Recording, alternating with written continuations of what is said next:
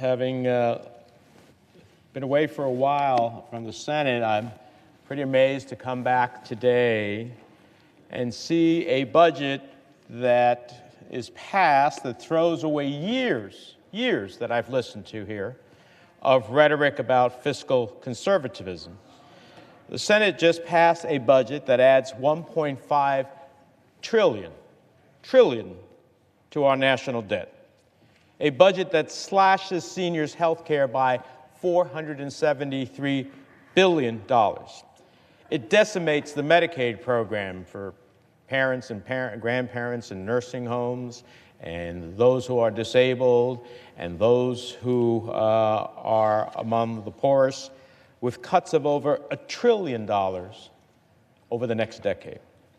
In total, the Republican budget would cut more than $5 trillion over the next decade from education, health care, affordable housing, child care, nutrition assistance, transportation, and other programs that all Americans rely on. So the question many New Jerseyans will be asking me is, why?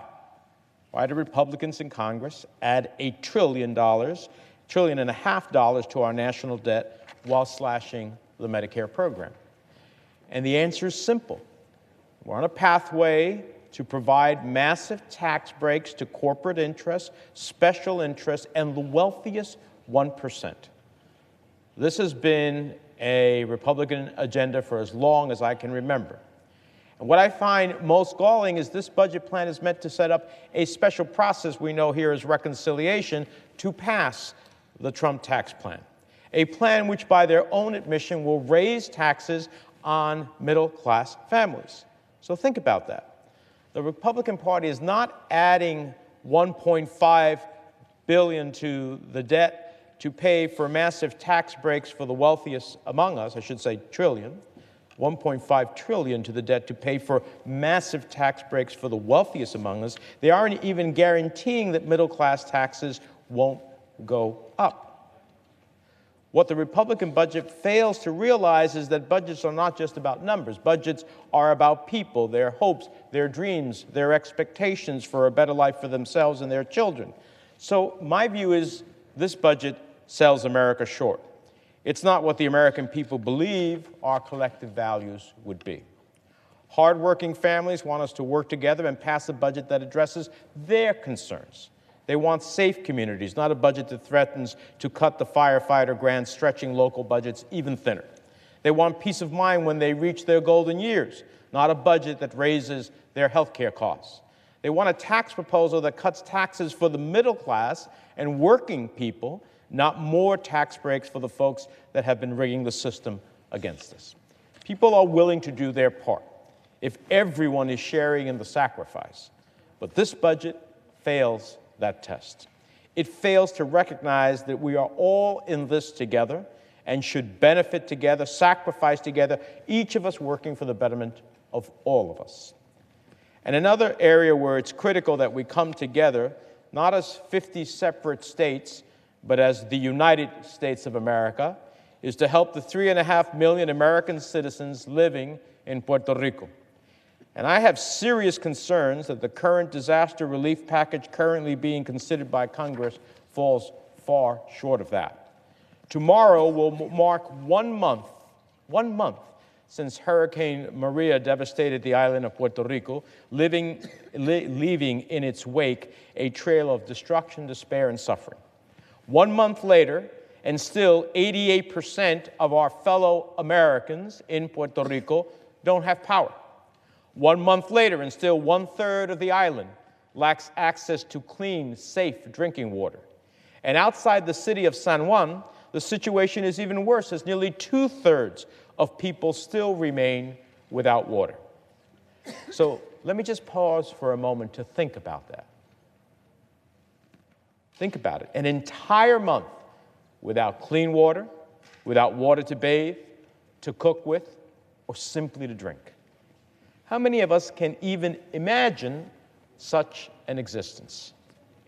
More than half of the island's cell towers are down, which is not just an inconvenience, it's a threat to safety.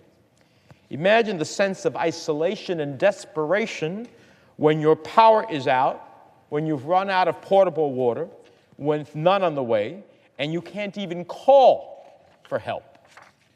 As bad as it looks on TV, the situation on the ground, as I saw it, is tragically worse.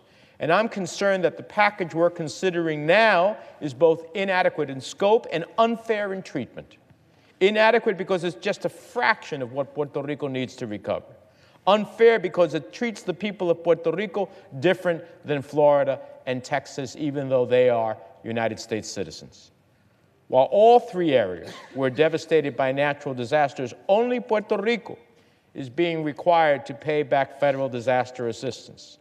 That's a right. Unlike Florida and Texas, the majority of Puerto Rico's assistance is coming in the form of a loan.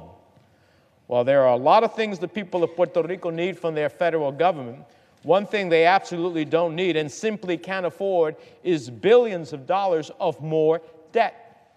And this isn't a normal disaster loan. No, just like everything else with Puerto Rico, this loan comes with a major stipulation. While disaster loans are normally forgiven according to a standard formula under the Stafford Act, this package overrules long-standing law and leaves the decision entirely in the hands of the Secretaries of Treasury and Homeland Security. And while disaster loans are normally used to help people be able to be safe and start the recovery process, this legislation gives the Secretaries of Treasury and Homeland Security the authority to control how Puerto Rico spends the money. So if Secretary Mnuchin decides that some, most, or even all of the loan should be used to pay off his friends on Wall Street, there's nothing Puerto Rico can do to stop him. If he decides that debt bondholders are more important than those who are suffering in darkness, there is nothing they can do to stop him. So instead of being treated like the rest of the country, Puerto Rico is left at the mercy of Treasury Secretary Mnuchin. They're at the mercy of someone who made his fortune off the backs of seniors and hardworking families who lost their homes in the foreclosure crisis.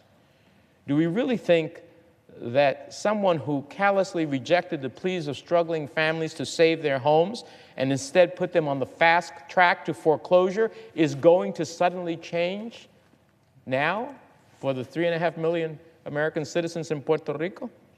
Does anyone really believe that he's going to put the people of Puerto Rico first? What a tragedy it would be if instead of helping our most vulnerable citizens, this loan was used to pay in whole or in part off vulture funds. We need people saved, not bondholders. We need a response that answers Puerto Rico's call.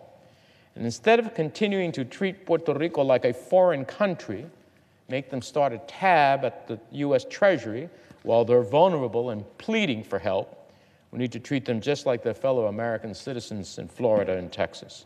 We need to provide unconditional assistance, real dollars to rebuild roads, the electrical grid, and put people back in their homes and businesses. We need to address the massive Medicaid cliff, which is forcing even more doctors and nurses off the island and threatening the health of the people of Puerto Rico. And we need strong protections to make sure that disaster relief stays with the people of Puerto Rico and where it's needed the most. So, Mr. President, let me close by saying I grew up believing that the United States was the greatest country that the world has ever seen. I still believe that today as strongly as ever. But ultimately, our response as it relates to the people of Puerto Rico is not just the people of Puerto Rico, but about all of us. It's about our values, who we are as a people, who we are as a nation.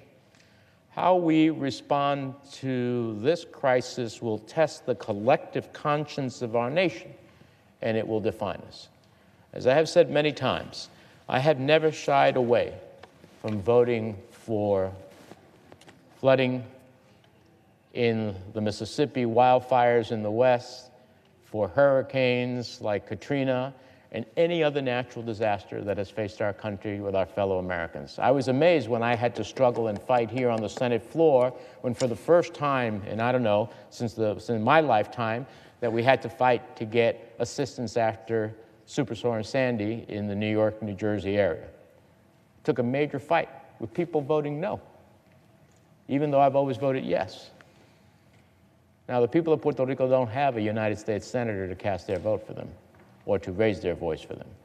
But for so long as I'm a member of this chamber, I'm going to continue to prick the conscience of the Senate to understand that if we go down a walk to the Vietnam War and see those names, a disproportionate number of them are Americans of Puerto Rican descent who wore the uniform, gave their lives, made the ultimate sacrifice. They didn't leave the conflict early.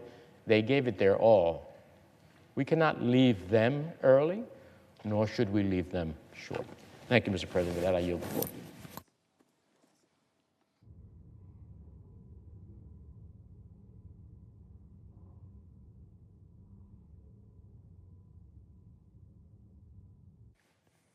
Mr. President. Senator from Wyoming. Mr. President, I'm going to contain my remarks to the budget and its process. For several days, in fact, for several weeks, I've been listening to the same rhetoric of